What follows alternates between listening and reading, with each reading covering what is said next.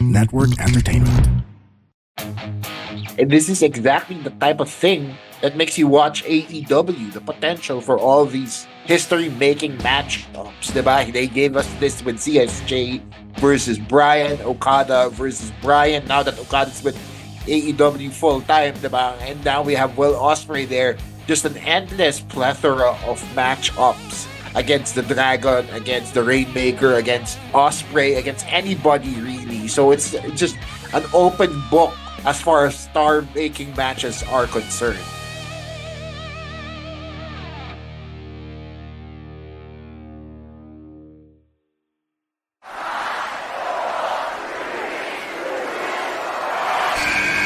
Who's ready for story time? What's going on? This is Xavier Woods, aka Austin Creed. Let me talk to you. Hello, WWE Universe in the Philippines. This is Charlotte. Hey everyone, this is Jeff Cobb. I have to finish the story. We are pretty deadly. Yes, boy. Yes, boy. Run! Bang! The sniper is shooting you down. This is TMDK's Robbie Eagles. Hey, this is the Cosmic Cactus, Paul London. Hello, my name is Ilya Dragunov. This is Czar, the NXT champion, and you're listening to... And you're listening to... And you're listening... And you are listening... And you're listening to the Wrestling Podcast. The Wrestling Podcast. The Wrestling Podcast. The Wrestling Podcast. To the Wrestling Podcast. Yeah.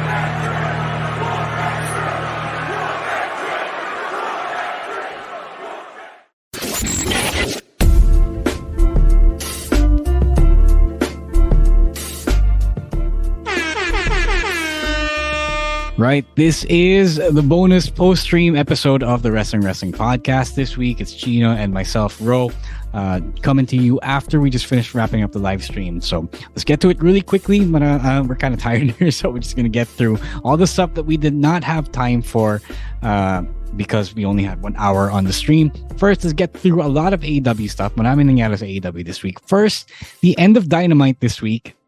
After that banging main event with Ospreay and Kyle Fletcher, Bryan Danielson comes out. He just comes out to, I guess, look at Will Ospreay. He doesn't get to do much. Kasi wala na silang time. They had a long match, so they didn't have a lot of time to do other things. But obviously, this means they're going to start a new story with him.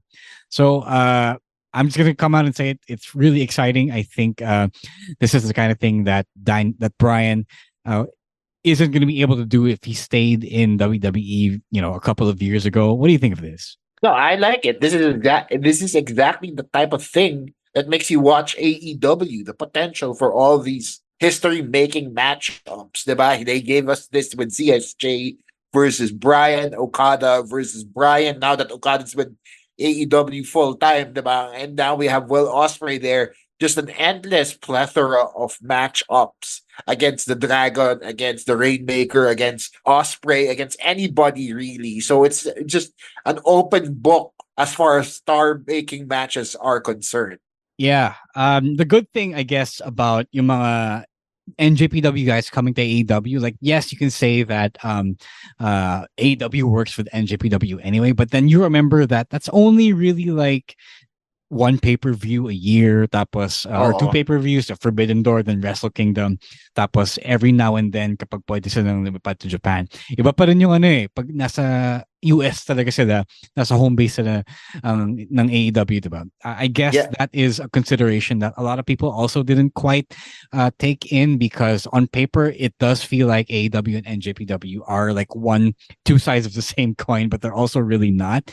So I like this. Yeah, I agree with you that it's going to be fun. And the good thing about Ospreay and Okada coming here to AEW is that they get to do a lot more things. It is still a new roster for them to mix up with.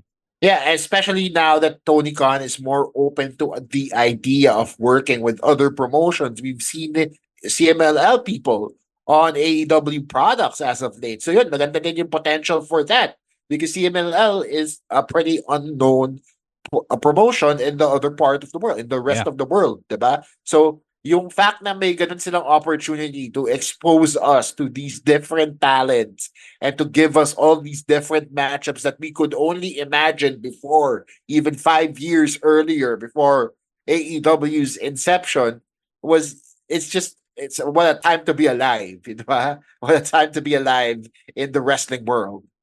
Yeah, diba? So, eto, fun talaga siya. I admit I underestimated yung power of moving to AEW from NJPW. So, I'm kind of excited for this now. Right, and moving on to this next bit about AEW. Sammy Guevara has apparently been suspended for that match that they did a couple of weeks ago on Rampage. So he went up against Jeff Hardy. They had a really, really nice ladder match, but something went wrong there. Kasi, it was a hardcore match, but not a ladder match. But something went wrong. Sammy did his shooting star press, and then his knee landed on Jeff Hardy's face. And then at first, Jeff Hardy was kind of knocked out. I believe that part was edited out of the final broadcast. Nung una, akala nila concussed si Jeff Hardy. But turns out that he actually just broke his nose. Still bad, but not as bad as a concussion. But Sammy had been suspended because apparently he disregarded yung concussion protocol by continuing the match and finishing it as written. So at first, I thought it was weird because everything seemed fine, and then it was a broken nose. And then I read that part, and it said that he should have followed the protocol, and they should have let him stop, or he should have let the officials and doctors stop the match. So, what do you think of this as a fan, as a viewer? I think with all the facts laid out, I think tama lang din na kahit retroactive yung suspension, he was still penalized for it because at the time, nung nangyayari yung match, nobody knew kung ano talaga yung status ni Jeff Hardy, diba? The broken nose came after the match. So, if during the match, you were working on the assumption na concussed si Jeff Hardy, then shouldn't you be following the safety procedures that were laid out to protect the athletes that were part of such an event, diba? So parang ako, tama lang din. Yeah, it sucks kasi, diba, hindi naman talaga siya na-concussed and he's getting punished for a thing that didn't really happen. But in the moment, he wasn't operating under the rules that they laid out there. Buti, swerte siya na broken nose lang. But if Jeff Hardy was really concussed, paano na, 'di ba? Tinuloy lang niya eh. Paano na, 'di ba? So that I think I can see the logic from where it's coming from. Yeah, I get it, man. On paper, it does make sense. In practice, it does make sense, especially when we're all about protecting our brains here in the industry. But to me, is Sammy the only person they suspended for disregarding concussion protocol? Because he was still able to finish the match, and they let them finish the match. So, ano nangyari dun? Did the doctors say, na, okay, Jeff is okay, he's good? Shouldn't have someone, interfered and ran in, not on a kayfabe style, but, a legit doctor come in the ring and legit separate the two? Parang, shouldn't that have happened as well? And they should have just scrapped the entire match from the broadcast. Sorry, the match was pretty good. I saw it. It was a good match. I liked it. Yeah, it was a good match, diba? Bringing other people into the mix kasi hindi ko din kinonsider yun. But bringing other people into the mix actually adds more layers to the story here. Kasi, diba, kung tama nga na dapat sinunod ni Sammy yung protocol, pero tama din na dapat may medical official talaga na nagsalita during the moment. Masasayang yung match, diba? But that's what happens. It's live TV. It's a wrestling show. It happens, diba? But you gotta prioritize the safety of the athletes above all kasi at the end of the day, sila yung nandun sa loob ng ring. Yeah, I guess. I just find it weird to suspend siya because having, suspending someone kind of implies na may malicious intent, diba? Parang feeling ko hindi naman. Maybe he could have been fined or whatever. I don't know. Parang it felt like suspending him was too much, but I don't know that particular fact as well. So I hope that it does also serve as a message to, keep everyone safe because a lot of people in AEW do get injured. The style is pretty high risk because TK is, a bit open to having them wrestle the way they want. So I guess there's this measure as well. Do you feel lost, doubting yourself, and tired? You question your worth and existence? Well, I'm here for you. Hey, this is Gailey Chavez, and I'm the host of Free Yourself Podcast. My podcast talks about self love, self discovery, and growth. This is for everyone who wants to live their fullest life and become the person that they could be. Let me help out and remind you that this is your life, your path, that you are not broken and you are worth it. Catch me every Friday at 8 p.m. See ya! All right, next, Darby Allin cut a promo on Dynamite this week. He has a match at Big Business next week against Jay White, but he's also announced that he's going on leave because he's climbing Mount Everest. And if you listen to the promo, if you leave it on in the background and you're just listening to it while doing something else, it sounds really sad. parang super lungkot niya na nawala si Sting, nag-retire na siya, wala na siyang father figure in the business traveling with him, diba? So he, in his sadness, he also says that he might never come back.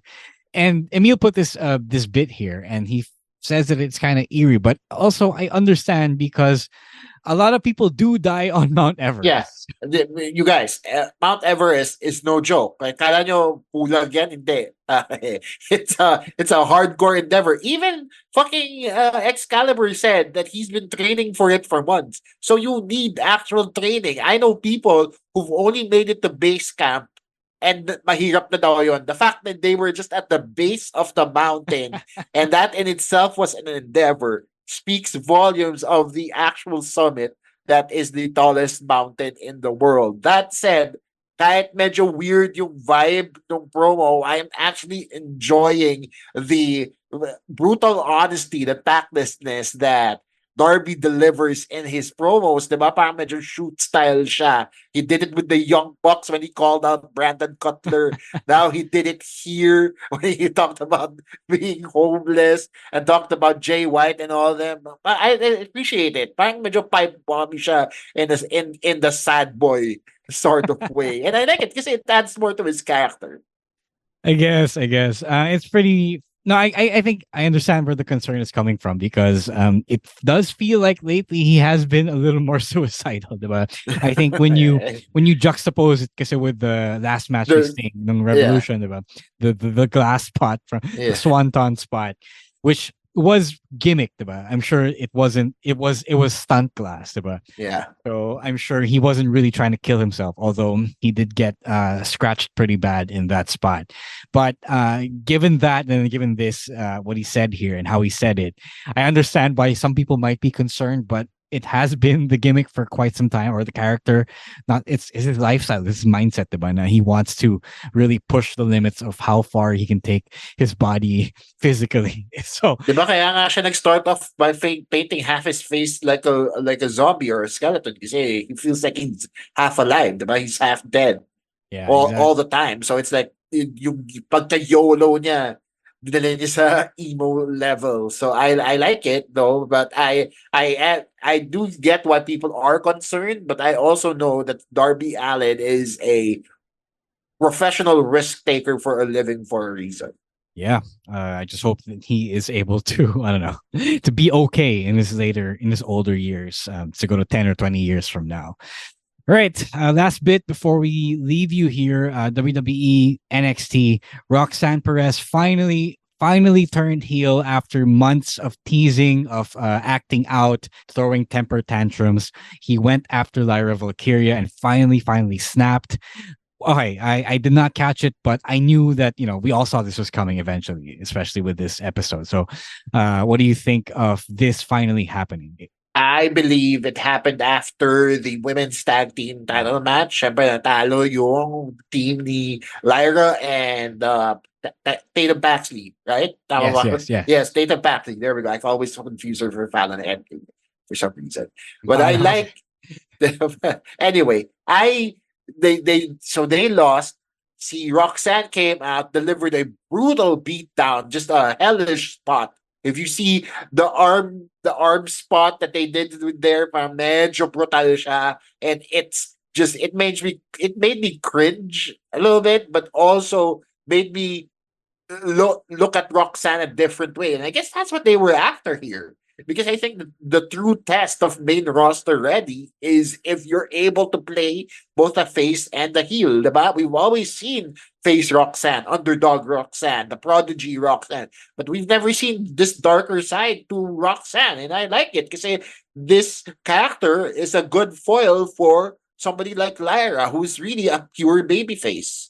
Yeah, I think she was able to handle it better than Bailey. I felt like mas genuine yung pagiging bad girl niya. I think they also built up well to it a lot better compared to Bailey na medyo it was still a victim of Vince era writing back on Raw and SmackDown. So I find that this one makes sense. Her psyche, her mindset was really well explored, and you can't help but kind of root for her, even though you're kind of annoyed by her because she is kind of acting out like a brat. But it is what it is, and as much as I want people to stay faces, even I had to go through a heel phase because you do have to show the people that you can portray these different aspects of a person, of a character, diba? So I think she's doing it. She's off to a much better start here, and I want to see bata pa siya, so she still has a lot of her career to go. She can always go back to being a role model baby face whenever she wants, when the time comes, when the story allows it. So I think this is the stand and deliver storyline that they've been building up for quite a while now, so I'm quite excited for that. Right, that's it for our post live stream talk points. We know you got other podcasts to listen to. You got other things to listen to. So we'll leave you here, and we'll see you again next week for our audio-only episodes, our weekend reactions, and our picks of the week. Depende kung maraming pag-react over the weekend. And syempre, our live stream on Thursday, 7 p.m. on Facebook and YouTube. You know where to find us. It's the Wrestling Podcast on Facebook and Wrestling Podcast on YouTube. You can also find us at Wrestling2X Pod, Twitter, and TikTok, at Wrestling Podcast on Instagram and Threads. Again, this has been Chino and Romaran for our co-hosts, Stan C, Emil Nate, and Rowan ASH. This has been another post live stream bonus episode of the Wrestling Podcast. Until then, stay safe, be kind, please don't be a dick, and stay cool. It's getting hot. Later, Outcasts. Peace.